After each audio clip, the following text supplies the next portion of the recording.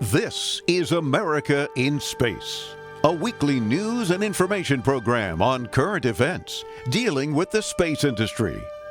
From the Washington News Bureau, here is your host, Rick Potlock.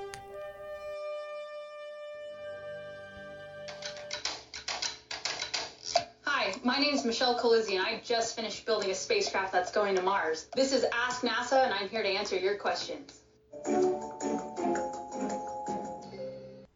Michelle Colizzi is a mechanical engineer at NASA's Jet Propulsion Lab in California.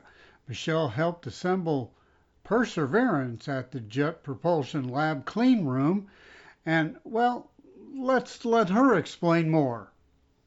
As humans, we're naturally curious, right? We're natural-born explorers. It's in our curiosity that we want to explore outside of Earth and explore Mars, understand what type of resources they have.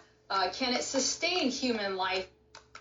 Personally, my biggest worry is just making sure that the pieces that I designed and I worked on work.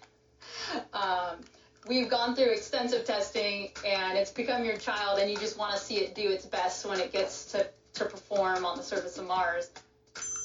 So there are a lot of really cool instruments on board the Perseverance rover. One in particular that happens to be my favorite is MOXIE. And the purpose of MOXIE is to try to take some of the Mars atmosphere and convert that into oxygen. And the oxygen, the pure oxygen, can be used to generate fuel for a return flight home in the future from Mars, or it could also be utilized for human breathing air when we do have manned missions. I think the biggest challenge is making sure that you're setting up your tests to represent the environments that they're going to see. There's a very large temperature gradient from the floor up to the top of the rover. We have chambers that simulate the heat and the radiation from the sun. So we need to make sure that all of the hardware and components that are on there can withstand a wide range of temperatures. We get wind on Mars, which blows up dust. So we veered away from solar panels to power the rover, and the atmosphere that we'll see on the journey to and on another planet are very important. I joined the ATLO team, which is assembly, test, and launch operations. And that's where all the piece parts of the hardware that all the individual engineers have designed, built, and tested come together. And we, as the ATLO team, puts all those pieces together to build the spacecraft. I was responsible for building the aeroshell. And the aeroshell consists of a back shell on the top and a heat shield on the bottom. And that's the capsule that the rover and the descent stage sit inside. The Ingenuity is mainly a proof of concept to test new technology on the surface of Mars, right? We've never flown anything on another planet before, so this will be the first time that we do. And it's also going to give us some really cool aerial shots from up above and allow us to see the terrain ahead for the Perseverance rover. So the Ingenuity helicopter is actually stored at the bottom of the rover underneath.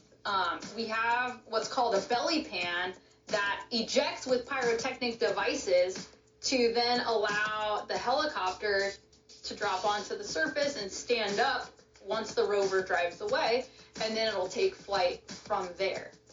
So Perseverance has this really cool robotic arm, and at the end of the robotic arm, it has a drill and a bunch of different drill bits. So based on the type of dirt or rock that we want to take samples of, it selects the right bit, and then it starts drilling these samples. That will be, we call them core samples. So they're these little slender core samples from the dirt that get put into a test tube looking metallic tube and then sealed airtight so that we can preserve the sample for when we do come and pick them back up.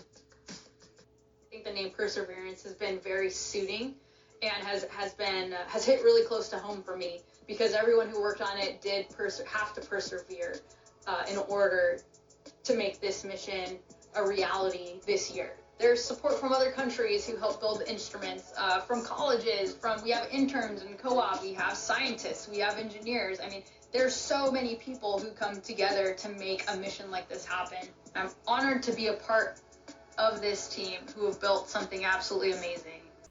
Michelle Colizzi from the Jet Propulsion Lab in California. And that's this week's edition of America in Space. Tuesday on About Space Today, David Denault will have more information on the space industry. Don't forget you can listen to our programs on the TuneIn app, Spotify, and Stitcher. Just search for About Space Today.